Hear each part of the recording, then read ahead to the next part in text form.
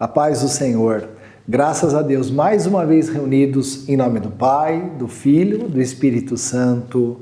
Amém. Nós estamos então hoje, nós vamos estudar sobre os anjos e vamos estudar sobre os anjos maus. Já estudamos muito sobre os anjos santos e bons nos nossos encontros anteriores. Então, qualquer dúvida, você pode ir nos nossos estudos anteriores e se inteirar de todo o estudo da angiologia. Então, nós estamos aqui com a imagem de São Miguel, que nos acompanhará durante todo esse estudo. São Miguel é patrono da Escola da Fé, né? O grande arcanjo São Miguel, príncipe dos exércitos celestes, ele é o grande general, o grande comandante. Vamos citar sobre São Miguel e a sua ação, a sua atuação no mundo espiritual, desde o princípio dos tempos até hoje. Então, desde já eu te convido, meu irmão, minha irmã, a pegar o teu catecismo da Igreja Católica, isto é o Sagrado Magistério nos ensinando. Depois citaremos algumas passagens bíblicas também. Mas desde o princípio, pegue o seu catecismo e no parágrafo 391 do Catecismo da Igreja. Então aqui no parágrafo 391, a Igreja nos ensina: por trás da opção de desobediência dos nossos primeiros pais, Adão e Eva. Então eles optaram desobedecer, a Deus. Então, por trás da opção de desobediência dos nossos primeiros pais, há uma voz sedutora que se opõe a Deus e que por inveja os fez cair na morte. Porque Adão e Eva não morriam, a morte não fazia parte da nossa vida, a morte não era algo querido por Deus, porque Deus é luz, é esperança, é vida. Então, por causa da instigação do mal, então por inveja os fez cair na morte. Que inveja é essa? O demônio nos invejou. Então, daqui a pouquinho eu vou ler nos escritos da Sagrada Tradição o que os santos doutores da Igreja nos ensinam sobre isso. Aí continua o catecismo. A Escritura é a palavra de Deus, a Bíblia. A Escritura e a tradição da Igreja vem neste ser, esse ser espiritual, um anjo destronado, chamado Satanás ou Diabo. Então, olha a imagem de São Miguel aqui, aos pés de São Miguel, o demônio. Olha ali, dois espíritos, São Miguel, um espírito de luz, um anjo bom, um príncipe dos exércitos do Senhor, ele com a espada na mão, subjugando, a Satanás, um espírito maligno. A Igreja ensina. Presta atenção, meu irmão, a Igreja ensina, porque a Igreja ouve a voz de Deus, a voz de Jesus, do Espírito Santo para caminhar. A Igreja ouve a direção do Espírito Santo e por isso ela ensina. A Igreja ensina que ele tinha sido anteriormente um anjo bom, criado por Deus. Com efeito, o diabo e os outros demônios foram por Deus criados bons em sua natureza, mas se tornaram maus por sua própria iniciativa. Lembra quando nós estudamos sobre os anjos nos encontros anteriores? São Tomás, São João Damasceno, São Dionísio, todos eles nos explicando que o anjo ele tem a mente totalmente inteligível, ele sabe exatamente o que é e o que não é. A nossa mente, por causa do pecado, se tornou defeituosa, vamos supor, não é defeituosa a palavra certa, mas, por exemplo, nós não sabemos direito, às vezes você fica com dúvida, isso é pecado ou não é? Isso desagrada a Deus ou não? Que decisão eu tomo? Nós temos essa imperfeição da maneira de pensar. O anjo não. Quando ele toma uma decisão, ele sabe exatamente o que ele está fazendo e as consequências que terão, Por isso que os anjos foram criados bons por Deus, porque Deus é bom, só cria coisas boas, mas por sua própria iniciativa eles se tornaram maus. Parágrafo 392. A Escritura fala de um pecado desses anjos. A Escritura, a palavra de Deus, é o que nós vamos ver daqui a pouquinho. A Escritura fala de um pecado desses anjos, esta queda consiste na opção livre desses espíritos criados que rejeitaram radical e irrevogavelmente a Deus e o seu reino. Eles rejeitaram radical e irrevogavelmente a Deus e ao seu reino. Temos um reflexo dessa rebelião nas palavras do tentador ditas aos nossos primeiros pais: e vós sereis como os deuses, né? Em Gênesis 3, versículo 5. O diabo é pecador desde o princípio. Isso está em 1 João, capítulo 3, versículo 8. Ele é pai da mentira. João, o Evangelho de João, capítulo 8, versículo 44. É o caráter irrevogável da sua opção e não da sua deficiência, da infinita misericórdia divina, que faz com que o pecado dos anjos não possa ser perdoado. Olha só! Não existe. Olha, agora é São João Damasceno nos ensinando. São João Damasceno ele é do ano 650, começo da igreja, um doutor da igreja, né? Então, ele nos ensina.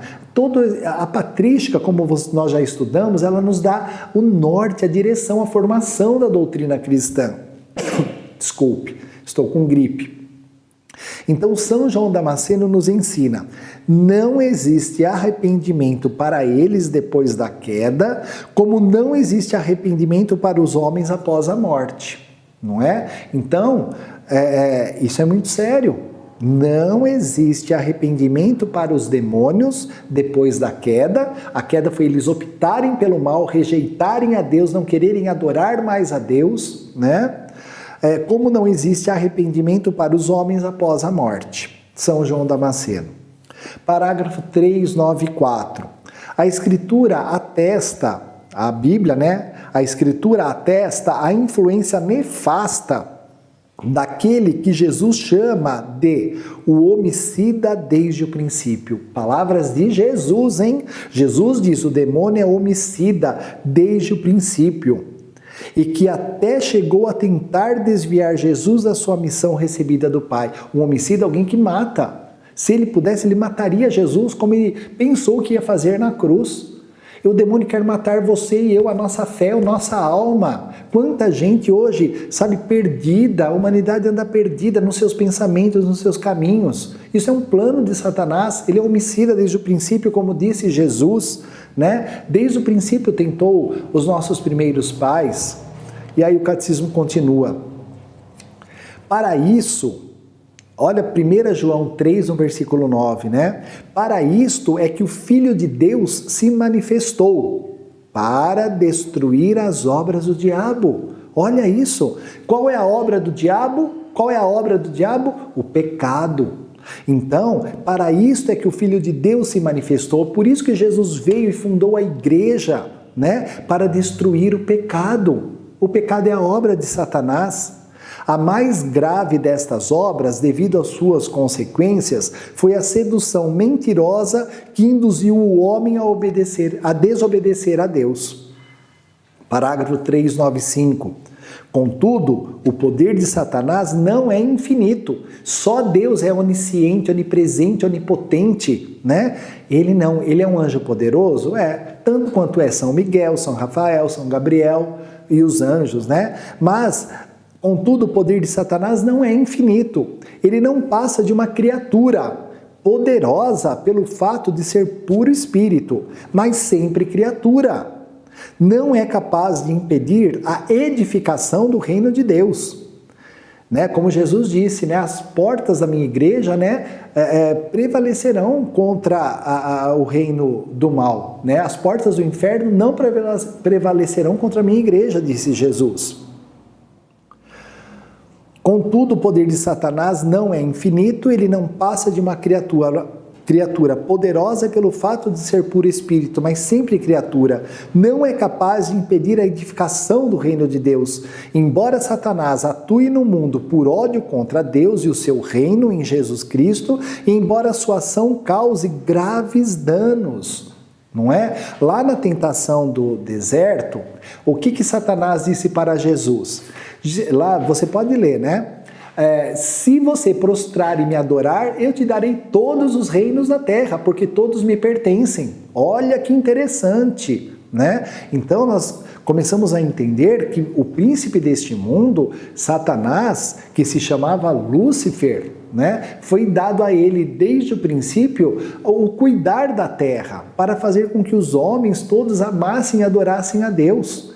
Mas ele quis ser adorado como Deus. Ele quis que o homem e a mulher o adorassem como Deus e rejeitassem a adoração ao grande Yahvé, a Jesus, né, ao Espírito Santo. Ele sempre quis ser adorado como Deus. Isso está errado, porque criatura adora o Criador, criatura não adora a criatura. Por isso que o catecismo está nos ensinando que ele é poderoso, mas ele é uma criatura. E ao nome de Jesus, todo joelho se dobra nos céus, na terra e nos infernos. Diante de Jesus, os demônios dobram o joelho. Não é? Muitas vezes nós, arrogantes, soberbos, porque o que destrona Lúcifer do seu ministério, do seu mandato como um grande querubim, né? De Deus, ele era o grande querubim, foi a soberba. Então nós, na nossa arrogância, na nossa soberba, nós não nos dobramos diante de Deus. Então, quando ele pede para Jesus, se me adorares, eu te darei todos os reinos, porque tudo me pertence, ele sabia o que ele estava dizendo. Por isso que esse mundo está um caos, porque os homens e as mulheres não se submetem a Jesus, adoram espíritos malignos disfarçados de falsos deuses, em falsas religiões. Como é que uma religião pode fazer o mal e o bem para alguém? Né? Como é que você pode fazer algo para beneficiar pessoas e algo para acabar com a vida de pessoas, não é? Como é que existem práticas religiosas que te fazem ter um namorado, ter uma namorada, ter dinheiro? Da onde sai tudo isso? É o poder das trevas iludindo o homem para que ele se envolva no reino, sabe, e tenha o controle de tudo. Não, nós não temos o controle de nada. Quem controla tudo é Deus, é o Espírito Santo. E quando Deus controla a situação, tudo acaba em paz, em alegria e em vitória. Não é? Então veja muito bem em que religião você está metido, em que doutrina, em que filosofia. Não é? Espíritos malignos agem pelo mundo, porque Lúcifer disse, todo reino me pertence. Então, para que eu e você não façamos parte do reino das trevas, precisamos ser de Jesus. De Jesus. Só assim sairemos desse sistema, deste mundo, dessa matrix que anda acontecendo. A igreja tem a mente iluminada, a alma iluminada, nada nos seduz, não é? Porque o Espírito Santo vem em socorro à nossa fraqueza, tirando as vendas dos nossos olhos, para que enxerguemos direitinho. E aí continua o catecismo ensinando. De natureza espiritual e indiretamente até de natureza física. Para cada homem e para a sociedade, esta ação é permitida pela divina providência que com vigor e doçura dirige a história do homem e do mundo. A permissão divina da atividade diabólica é um grande mistério, mas nós sabemos que Deus coopera em tudo para o bem daqueles que o amam. Né? Então Deus permite a ação do mal para nos aperfeiçoar, para que nós nos convertamos cada vez mais e saibamos que a alegria está em servir a Deus e não ao mal, não é? Então o catecismo vai dando toda esta visão para nós, né? Então olha que interessante, quando Adão e Eva pecam, né? Se você pegar o capítulo 404 do nosso catecismo, nós ainda vamos estudar sobre o pecado original. Quando estudarmos sobre a Santíssima Virgem Maria, sobre Cristologia, vamos tocar no problema do pecado original, né? Mas o que Satanás rouba de nós, né? Então olha o que o catecismo fala assim, nesse trecho do parágrafo 404. Adão havia recebido a santidade e a justiça originais, não exclusivamente para si, mas para toda a natureza humana. Então, tínhamos recebido, sabe, né, a santidade e a justiça. Ao cederem ao tentador, Adão e Eva cometeram um pecado pessoal, mas esse pecado afeta a natureza humana. Esse pecado afetou a nossa natureza, que vão transmitir em um estado decaído. Então, foi transmitindo ao outro, né? É um pecado que está transmitido por propagação à humanidade inteira, isto é, pela transmissão de uma natureza humana privada da santidade e da justiça originais. E é por isso que o pecado original é denominado pecado de maneira analógica. É um pecado contraído e não cometido em estado de pecado original e não um ato, né? Então vamos ver agora na Sagrada Escritura o que a própria igreja, né, foi tendo todo o discernimento de nos dar o ensinamento, o Sagrado Magistério, a Sagrada Tradição, né? O Sagrado Magistério foi nos dando o ensinamento de acordo com a Sagrada Tradição e a Sagrada Escritura. Então pega aqui em Isaías capítulo 14. Veja que interessante isto. Isaías capítulo 14. Eu quero que você possa comprar esse livro aqui do professor Felipe Aquino, olha, Os Anjos. Eu já o indiquei em alguns outros encontros. Compre esse livro para você. Ele tem as 7 catequeses de São João Paulo II sobre os anjos. Maravilhoso, né? Você precisa ter esse livro e estudá-lo, tá bom? Vamos lá. Isaías 14, no versículo 10, diz assim, Velho Testamento, profeta Isaías. Todos eles se interpelam e se dizem, então, também tu foste abatido como nós, acabaste igual a nós. O teu Fausto foi precipitado no Sheol, juntamente com a música das tuas harpas, porque Lúcifer, antes de cair, né, pela sua soberba, ele o ministro do louvor. Ele ministrava louvores a Deus. Ele conhece tudo sobre música, cada nota musical, cada instrumento, ele sabe tudo. Mas aí ele quis ser adorado como Deus. As músicas que ele fazia, que ele criava para adorar a santidade de Deus, ele as quis para si. Então, né, o teu Fausto foi precipitado, né, no Sheol, juntamente com a música das tuas harpas. Sobre o teu corpo os vermes formam como um colchão, os bichos te comem como um cobertor. Presta atenção agora. Como caíste do céu, ó estrela d'alva, ó filho da aurora, caíste do céu. Como foste atirado à terra, vencedor das nações. E, no entanto, dizias em teu coração, hei de subir ao céu, acima das estrelas de Deus colocarei o meu trono. Quer dizer, as estrelas, todos os anjos, todas as hierarquias, né? Ele dizia no seu coração, hei de subir até o céu, acima das estrelas de Deus colocarei o meu trono. Me estabelecerei na montanha da Assembleia, quer dizer, lá no lugar da Santíssima Trindade, nos confins do norte, subirei acima das nuvens, tornar-me-ei semelhante ao Altíssimo. E contudo, foste precipitado ao inferno, nas profundezas do abismo. Olha só. Agora pegue o livro de Ezequiel, o profeta Ezequiel. Ezequiel no capítulo 28. Vamos lá, Ezequiel 28. Ache na sua Bíblia, eu estou aqui abrindo a minha. Olha só, versículo 11, né? Então aqui o profeta Ezequiel, no meio de uma profecia, né, que era para um homem, a igreja já encontrou a revelação também do anjo caído, do anjo destronado, do querubim protetor, né, destronado. Então diz assim no versículo 11, a palavra de Yahvé me foi dirigida nesses termos, filho do homem, pronuncia um lamento contra o rei de Tiro e dize, assim diz o Senhor Yahvé, tu eras um modelo de perfeição, cheio de sabedoria, de uma beleza perfeita. Estavas no Éden, jardim de Deus.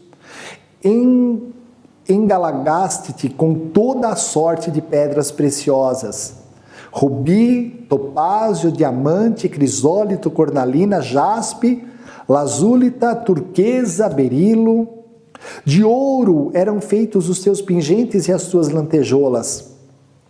Todas essas coisas foram preparadas no dia em que tu foste criado. Fiz de ti o querubim protetor de asas abertas. Estavas no Monte Santo de Deus, quer dizer, na hierarquia, ele era um querubim, né? Fiz de ti um querubim protetor de asas abertas, estavas no Monte Santo de Deus e movias-te por entre pedras de fogo. Quais pedras de fogo? Entre os serafins, entre os tronos, lá naquela hierarquia que nós já estudamos, a hierarquia mais próxima de Deus.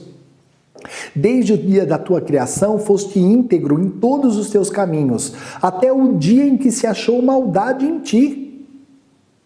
Em virtude do teu comércio intenso, te encheste de violência e caíste em pecado. Então te lancei do monte de Deus como um profano e te exterminei, ó querubim protetor, dentre as pedras de fogo. O teu coração se exaltou com a tua beleza. Perverteste a tua sabedoria por causa do teu esplendor. Assim te atirei por terra e fiz de ti um espetáculo à vista dos reis. Em virtude da tua grande iniquidade, por causa da desonestidade do teu comércio, profanaste os teus santuários. Assim fiz sair fogo do meio de ti, um fogo que te devorasse. Reduzi-te a cinza sobre a terra, aos olhos de todos os que te contemplavam. Todos os que te conhecem dentre os povos estão apavorados por causa de ti. Um motivo de espanto te tornaste e deixastes de existir para sempre. Essa é a palavra de Deus, né? Então, irmãos, nós já estamos com 20 minutos de encontro.